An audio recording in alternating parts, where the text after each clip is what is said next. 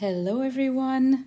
Have you ever feel ready to create but you don't know where to start? This is Anne from Odulcina and I created this junk journal Starter Dreamy kit that gives you everything you need in one space. No stress, no searching, you just print, you cut, and you create. If you're just starting your junk journal journey or if you just love having everything you need in one place, this kit is for you. I created this kit with beginners in mind, gathering a big variety of beautiful pages, journaling cards, labels, words, and little extras that all match perfectly. So instead of searching everywhere for things that go together, you can just print, play, and create right away. And this junk journal that I'm showing you right now has been 100% made out of this big Starter Dreamy kit.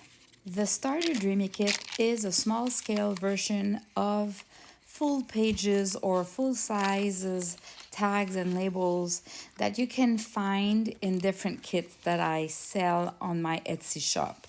So it's really, you never have a whole kit in it, just some of my favorites that matches together in some pink, green, and blues. So you have really a good variety and they are small. So it's the perfect kit to start your first junk journal because you might want to start working with like a small junk journal instead of a big version, which is a little bit more complex to decorate. I know how it feels. You're excited to start creating. You've seen the beautiful pages, the layered textured, the magic of the junk journaling, and you want to create. But then comes the endless digging, searching through printables after printable, trying to match them together and have a good variety. And then you wonder what matches, what to print, which format to choose, and suddenly that spark of inspiration feels heavy and you're running out of time, definitively. That is exactly why I created this junk journal Starter Dreamy kit.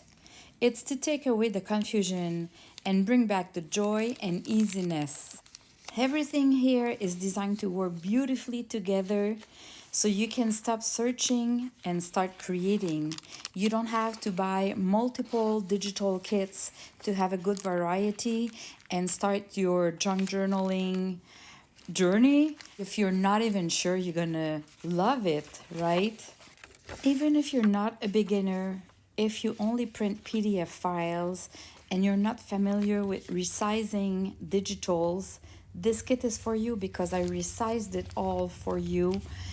And even for myself, I have all those kits obviously, and I can print and I know how to resize, but printing this specific kit, cutting it and starting to use it all together without overthinking or trying to find what matches together or what else I should print was so fun and easy to create with. So it's really a dreamy starter kit, but it's good for whatever level you are with making junk journals. It's also perfect for if you have a friend that comes to your place and you just want to get together and be creative. You print the kit and you have more than enough to have fun and create something together. I created this kit so you can stop waiting for the perfect moment and start now with everything you need to feel inspired and to be creative. And now I'm going to show you the process to create this junk journal. I'm going to show you step by step everything that you need to do as a beginner to create this junk journal. First step, you cut everything. And now I'm going to create a small junk journal with all of that. I gathered an envelope that will be my cover and some old papers, coffee stain papers, avocado stain papers, book pages. So I have bundles like that of old papers, all sizes, perfect to be used. So I've used a bunch of those from the kit as well. So let's start. Of course, I have more than enough to create probably 10 junk journals out of that, and I'll still have a lot of leftovers. So first I'm gonna pick maybe 2-3 pages that I really want there. I love the pink. And maybe I love those. Look, when they're folded into two. Look at that. Tiny pages. But I love them all actually, because that's why I picked that one. What can I take? Let's see. I'll keep those to do a journal as a dressmaker, a tiny one. So I'll keep them together. And okay, let's start with those. So if you print them yourself, you can print double-sided. If you buy my papers printed for you, they won't come with something at the back, which is not a problem. We can just glue something else there, like a music sheet paper or anything else. So what I'm gonna do first is I'm gonna glue something. Is it the good width? Nope. I will show you 4 ways to replace the white at the back of the pages. Obviously, you can leave the white there, and it's part of the junk journal too. It's nothing wrong. I just prefer personally to not have white pages. So I'm gonna show you 4 different ideas to replace the white if you just print on one side. So first, it's using a coffee stained tracing paper, which is thin, or a tissue paper, or really a really thin paper. And for that, I'm using my glue stick, but because the glue stick doesn't hold as well as the art glitter glue, I'm adding a little line of art glitter glue all around. And this way, everything will hold fine for many years. Then you trim the excess with either a pair of scissors or, like you see, a ruler, and you ink the sides. So that's the first idea. You see how it transforms the back of the page? It's totally different now. So number 2, I'm gonna use a page of a music book, but that could be the page of anything, any old book, any ledger paper, any paper that is already printed from a book or whatever you have. That could be using another printed paper from the kit too. That is the idea number 2. And as you can see, I folded the paper in 3 instead of 2. So it's going to create an interaction when I'm going to use this page in the journal. Idea number 3, I'll just use a coffee stain regular paper. And if you don't know how to coffee stain papers, I did a tutorial video maybe 2-3 years ago, and I'll just put the link in the description below so you can have a look at how it works if you've never done that before. You definitively need to know and figure out how to do coffee stain papers. I think it's the base of the junk journals. We love the grunginess of the paper that has been coffee stained. It changes the sound of the paper, and we love the crinkling paper that is done with coffee staining it. So you really want to do that. And now the 4th option. This one requires a little bit of investment because you need to buy some stencils. And I definitively recommend the Tim Holtz stencils because they are small. Everything else that I bought so far on the internet, they were just too big and unusable for my junk journals. So the scale of the Tim Holtz one is more delicate, more small, and they're just perfect. So it's just a matter of picking the ones that you love. And I love using that specific sponge there that is more like a brush. And if you're a beginner and you don't know what are those products, if you look in the description of the video, I have a link to my Amazon storefront. So the storefront, I have one for Canada and one for Amazon.com, which is US and international. And I've listed there all the product that I use and that I love, of course. So you can see what it is. You don't need to buy the one that I'm showing you. It's kind of having the name of what it is and then looking for similar items because there are multiple brands or packages and prices. So you still want to shop there, but at least I give you an entry point on Amazon with the good product. So you just find something equivalent. And to make the paper a little bit more grungy, you fold, you scratch, you ink the sides, and you make it look like if it's damaged and old.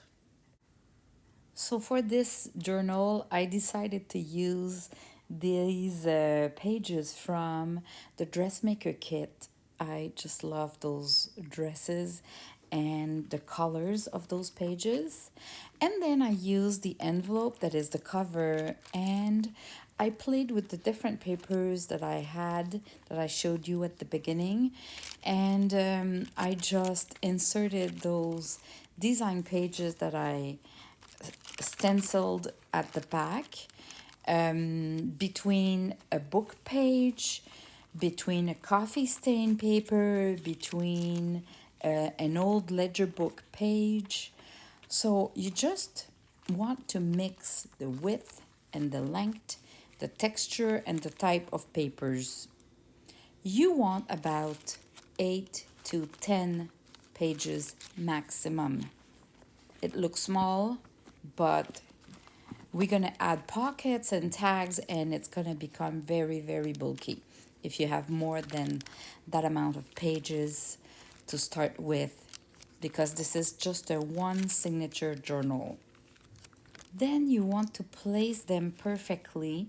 So you look at each page and you switch a little bit if it's a little bit lower or higher into your journal. So the overall look is kind of looking good and you have a good variety of the layers.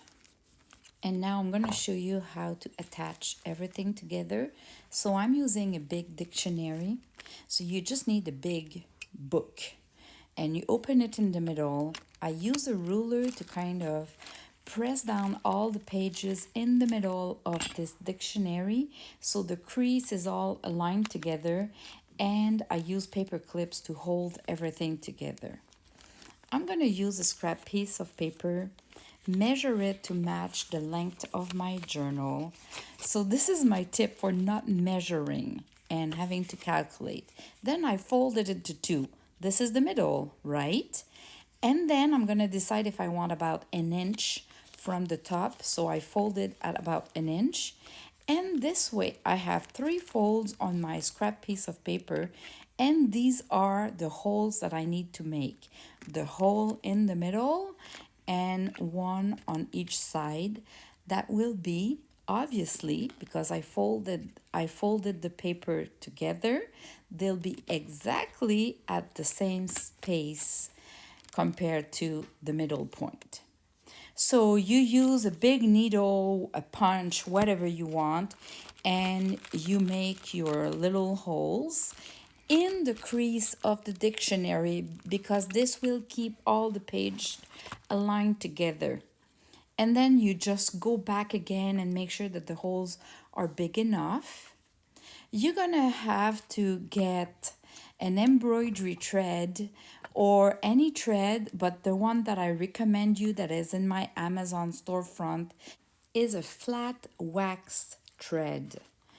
The wax thread is really important because it will allow you to easily, very easily, get the good tension and create your little knots to hold everything without having to deal with the thread that is getting loose. So really, that is a good investment. And now you might just want to look and watch again to see how I circulated with my thread, but you start from the beginning, you go up or down to a hole, you go to the next one and you come back in the same middle hole. You just need to make sure that your thread is kind of loose, that you can move the threads to make sure that you didn't pass the last time inside or through the thread that you initially started with. Otherwise, you won't be able to have a good tension. Then, if the length of your thread, like I'm experiencing right now, is not the same, you can play by pulling and giving some looseness to the thread to kind of bring it to the same length, because I want to put some beads at the edge of it. So, and you create your two knots to hold everything together, and that's how you do your 3 holes signature. I'll put down in the description of this video a tutorial to show you how to do the signature in details. Thanks for watching, and now you can decorate. You can go back to the first part of this video where I'm showing you the flip through of the journal, and you can just copy my pages if you want. You have everything you need in the digital kit as a printable, and you might just want to find a couple of laces and fancy threads to decorate.